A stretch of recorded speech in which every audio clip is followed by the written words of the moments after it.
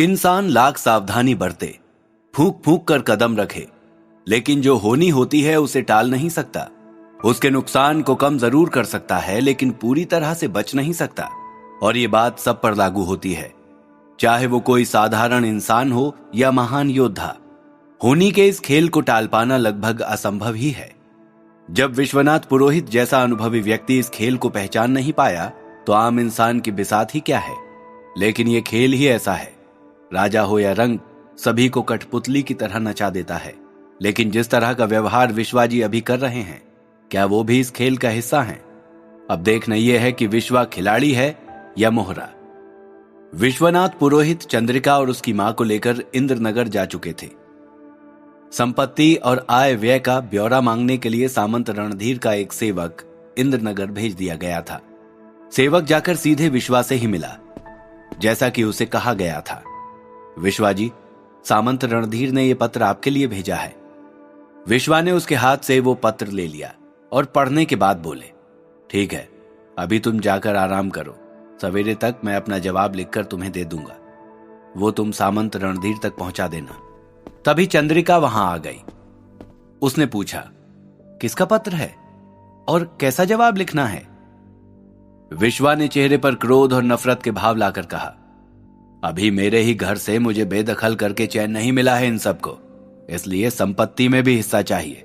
चंद्रिका प्रेम जताते हुए बोली, अरे तो दे दीजिए ना, हमें किस चीज की कमी है, लेकिन मैं फिर भी आपसे नाराज हूं। विश्वा ने थोड़ा मुस्कुराते हुए पूछा, मुझसे नाराज? लेकिन क्यों, क्या गलती कर दी मैंने?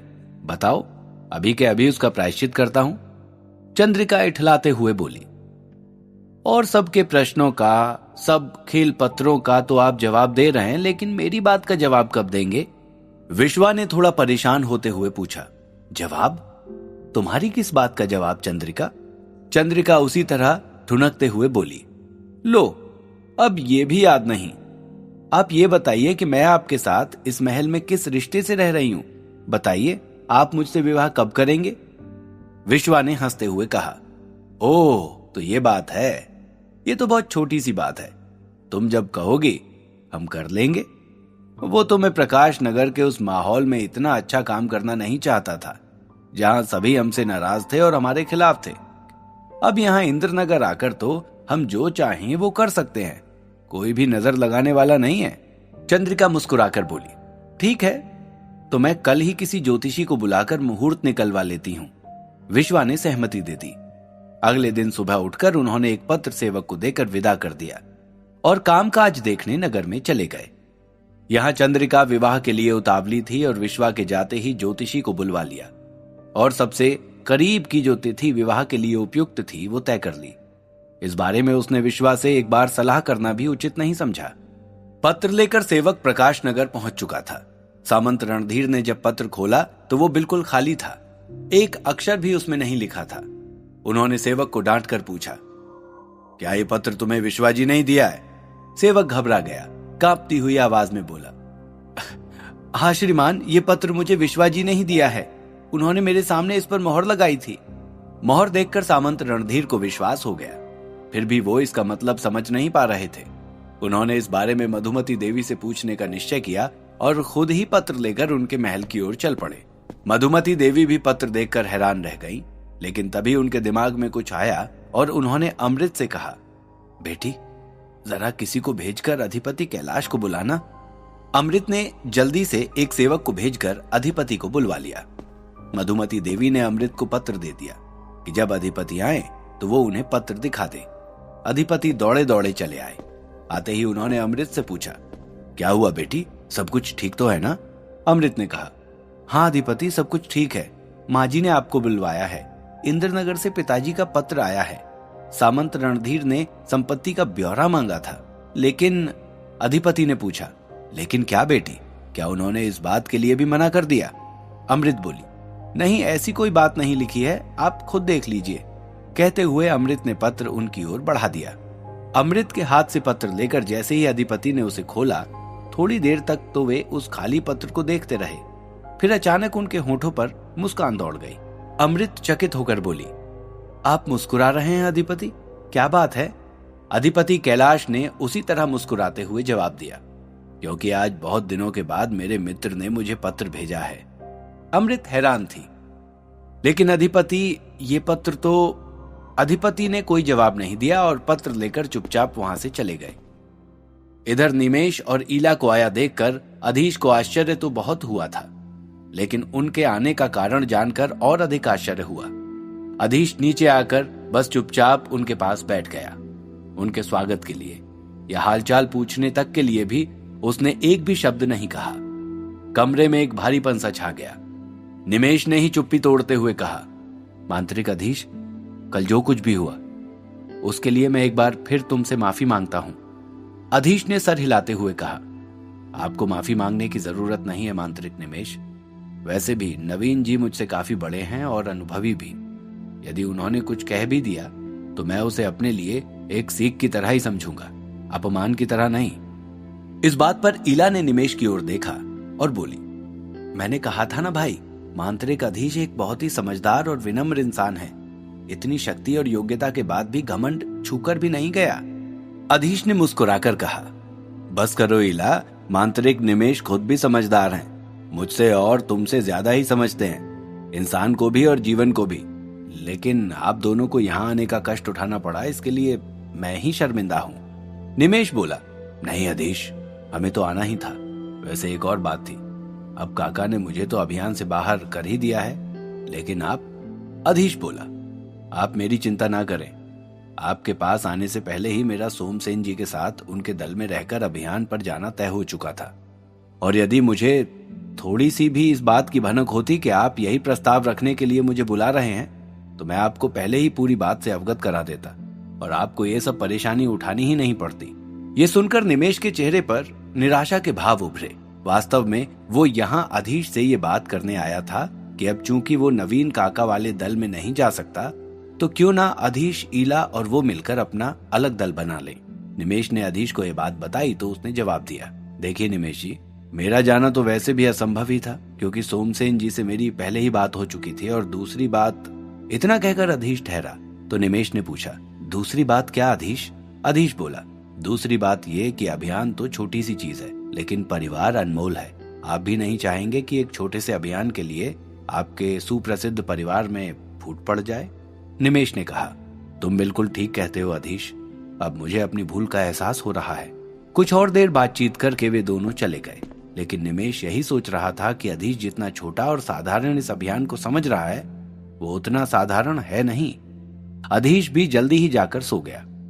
उसे भी अगले दिन यात्रा के लिए तैयारी करनी थी। जंगल में काफी कोशिश के बाद भी जब रथ और अंदर नहीं जा सका, तो सारथी ने 3 घोड़ों को खोल दिया और रथ को लकड़ियों और पत्तों से छिपा दिया। फिर रानी से पूछा, देवी जी, क्या आपको घुड़सवारी आती है? रानी ने कहा, घुड़सवारी तो आती है, लेकिन ये घोड़े नए हैं, कहीं मुझे अनजान समझकर गिरा न दें। सारथी ने मुस्कुराकर एक घोड़े की पीठ पर हाथ फेरते हुए कहा, ये घोड़े बड़े मेहनती और सीधे जीव हैं। आप दोनों एक एक घोड़े पर सवार हो जाइए और ये बड़े आराम से आपको गंतव्य तक पहुंचा देंगे। रानी भाग्यलक्ष्मी ने हामी भर दी। रथ से जरूरी सामान निकालकर घोड़ों पर लाद दिया गया। इसके बाद तीनों एक एक घोड़े पर सवार हो गए। लेकिन जंगल इतना घना था कि घोड़े भी ठीक से चल नहीं पा रहे थे। अभी बहुत दूर वे चल नहीं पाए थे कि शाम घिर आई। रानी ने सारथी से कहा, मुझे लगता है कि अब हमें आगे नहीं जाना चाहिए। रात में आगे घने जंगल में परेशानी हो सकती है। सारथी बोला, लेकिन वे सैनिक अब भी हमारे पीछे हो सकते हैं। लारा सोच रही थी कि उसके लिए ये सैनिक कोई बड़ी समस्या नहीं है, लेकिन मुश्किल ये थी कि वो सारथी या किसी और के सामने वो जादू कर नहीं सकती थी। भले ही सामंत की माताजी को सारी बातें पता चल चुकी थी, लेकिन फिर भी आम लोगों के सामने जितना हो सके उतना सामान्य व्यवहार रखने की वो कोशिश करती थी। तीनों ने अपने घोड़े पेड़ों से बांध दिए, फिर एक पेड़ के तले साफ जगह देखकर भोजन किया और सोने की तैयारी करने लगे। सारथी ने कहा, देवी जी, आप दोनों आराम से सो जाइए, मैं रात में पहरा दूंगा। लारा बोली, आप भी तो थक गए होंगे भैया, ऐसा करते हैं कि लक्ष्मी बहन को आराम से सोने देते हैं, हम दोनों रात में बारी बारी से पहरा देंगे। सारथी ने उसकी बात मान ली। आधी रात तक उसने पहरा दिया। इसके बाद लारा की बारी आई। जंगल में आते ही लारा का दिमाग सक्रिय हो गया था। वो जल्दी से जल्दी यहां से निकलने का उपाय सोच रही थी। तभी उसे एक उपाय सूझा। सारथी आराम से सो रहा था। लारा धीरे से रानी के पास गई और धीमे से उसे जगाया। रानी कच्ची नींद में सो रही थी, लेकिन अचानक जगाए जाने से डर गई और चीखने ही वाली थी कि लारा ने उसके मुंह पर हाथ रख दिया। रानी जी, मैं हूं लारा, उठिए, हमें यहां से जल्दी निकलने की कोशिश करनी चाहिए। रानी भी चुपचाप उठ गई। लारा ने धीरे से कहा, क्या आपको उस जगह का पता है जहां ये सारथी हमें ले जा रहा है? रानी भाग्यलक्ष्मी ने कहा, महंत जी ने सारथी को एक पत्र दिया है, उसी में उस स्थान का पता लिखा हुआ है। लारा धीरे से सारथी के घोड़े के पास गई और सारथी के सामान में से वो पत्र निकाल लाई। रानी भाग्यलक्ष्मी ने पूछा, लेकिन इसका तुम करने क्या वाली हो लारा? लारा ने मुस्कुराकर कहा, मैं यात्रा करके थक चुकी हूं, अब आप देखती जाइए किस तरह मैं चुटकियों में यात्रा पूरी करवा देती हूं। रानी ने इसके बाद कोई सवाल नहीं किया। वो लारा के जादू के चमत्कार पहले भी देख चुकी थी। लारा ने पत्र में से उस जगह का पता निकाला, सोए हुए सारथी और घोड़ों के आसपास एक टहनी से घेरा बनाया।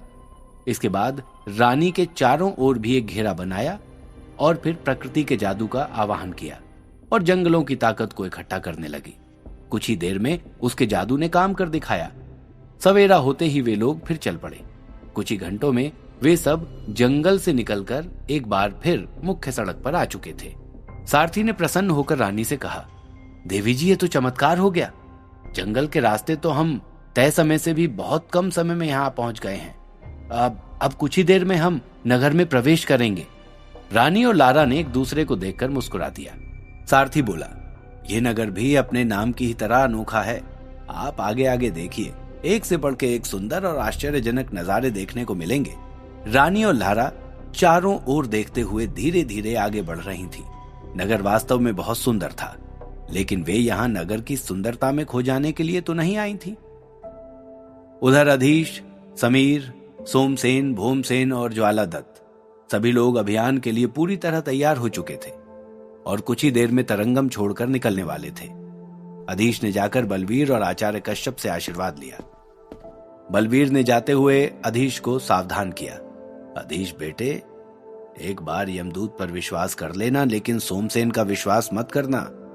मैं ईश्वर से तुम्हारी विजय के लिए प्रार्थना करूंगा। समीर भी बूढ़ी माई और सताक्षी से विदा लेकर आया। सोमसेन और भोमसेन अपनी सफलता को लेकर पूरी तरह आश्वस्त थे, लेकिन इस दल में शामिल अधीश और ज्वालादत्त की कुछ और ही योजना थी। जबकि अधीश ने समीर के साथ मिलकर भी एक साजिश रच रखी थी। एक ही अभियान पर अधीश 3-3 मोर्चों पर मुकाबले के लिए तैयार हो रहा था। लेकिन यह कैसी विडंबना है, एक ओर रानी भाग्यलक्ष्मी तरंगम में प्रवेश कर रही थी और दूसरी ओर अधीश वहां से बाहर जा रहा था। लेकिन क्या वो एक साथ तीनों में सफल हो सकेगा? क्या रानी भाग्यलक्ष्मी और अधीश का आमना सामना हो सकेगा? विश्वा ने अधिपति कैलाश को खाली पत्र क्यों भेजा? क्या भेद है उस पत्र का? जानने के लिए सुनते रहिए द मजिशियंस सीक्रेट, सिर्फ और सिर्फ पॉकेट एफएम पर।